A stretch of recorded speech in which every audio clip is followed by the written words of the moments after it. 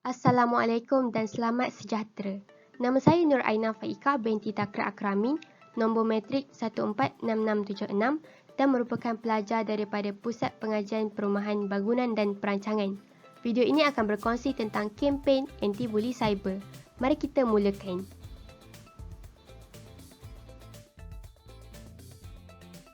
Paparan ini menunjukkan akhbar-akhbar digital mengenai buli cyber di Malaysia yang kian meningkat. Oleh itu, buli cyber perlu ditangani dengan segera sebelum menjadi semakin parah dalam masyarakat kita.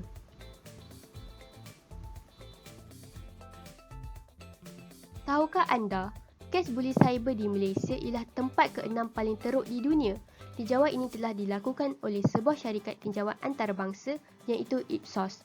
Manakala, Malaysia berada pada kedudukan kedua di Asia bagi buli cyber dalam kalangan belia. Statistik ini diperoleh daripada laporan yang dilakukan oleh UNICEF.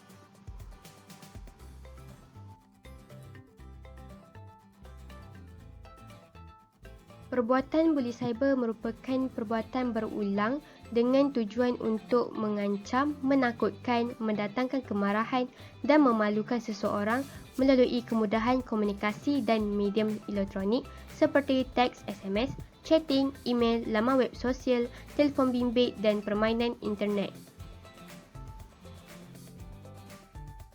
Jenis-jenis buli cyber. Yang pertama, menyebarkan email, foto atau video peribadi seseorang tanpa kebenaran kepada orang lain. Yang kedua, menghantar mesej yang mengganggu dan mengancam seseorang itu.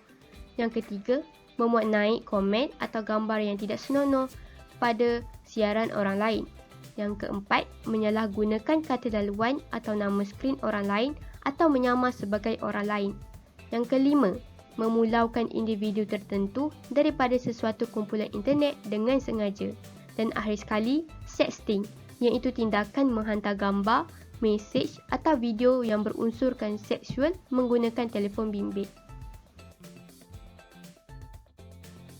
Buli cyber telah meninggalkan impak negatif kepada mangsa. Kesannya ialah pertama dari segi emosi. Mangsa akan mempunyai perasaan rendah diri yang tinggi sehingga tidak menghargai diri sendiri. Berasa malu untuk berjumpa dan bergaul dengan keluarga, kawan dan masyarakat dan juga akan mudah tertekan dengan buli cyber tersebut. Seterusnya dari segi fizikal, mangsa akan mengalami gastrosus yang merangkumi sakit perut, muntah, ulcer perut dan juga gangguan pada pola makan dan tidur. Hal ini akan menyebabkan mangsa akan cepat penat dan kelelahan. Akhir sekali dari segi mental, mangsa akan menghadapi gelisah, murung, depresi sehingga ingin melukakan dan mencederakan diri. Paling dikhuatiri, mangsa mungkin akan cuba untuk membunuh diri.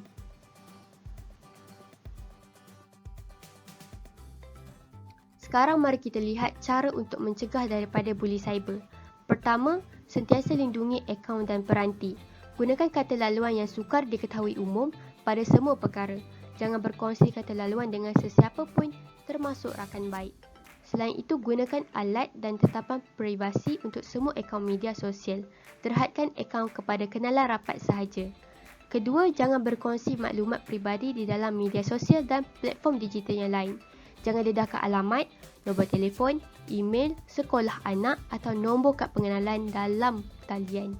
Akhir sekali, berfikir sebelum menyiarkan komen atau gambar di media sosial. Biasakan diri untuk mengambil sedikit masa sebelum menyiarkan sesuatu untuk mengelakkan kecaman dan buli, lebih-lebih lagi tentang isu-isu sensitif.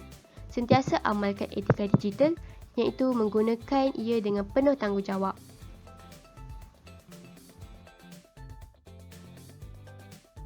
Sekiranya anda adalah mangsa buli, pertama, laporkan kejadian buli cyber kepada PDRM, SKMM, Mercy Malaysia, talian Befrienders untuk mendapatkan bantuan seterusnya dan menangkap pembuli tersebut.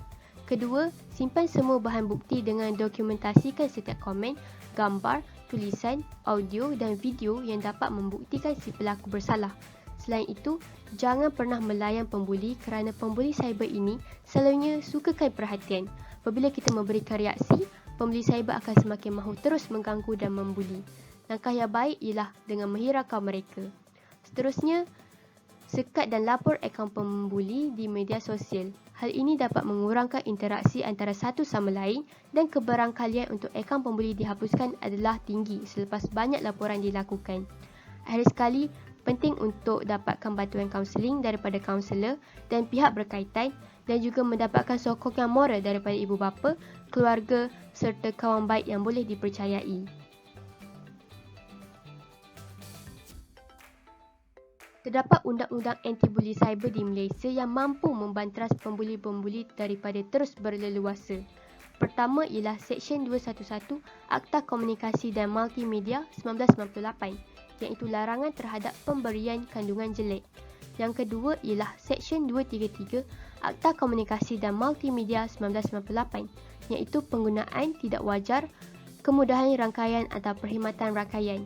Kedua-dua akta ini boleh digunakan untuk melawan pembuli cyber. Jika didapati bersalah, mereka akan dikenakan denda saman tidak melebihi RM50,000 atau penjara tidak melebihi setahun atau kedua-duanya sekali. Jadi marilah kita berhenti menjadi pembuli cyber kerana ianya bermula daripada kita semua. Katakan jom hentikan buli cyber.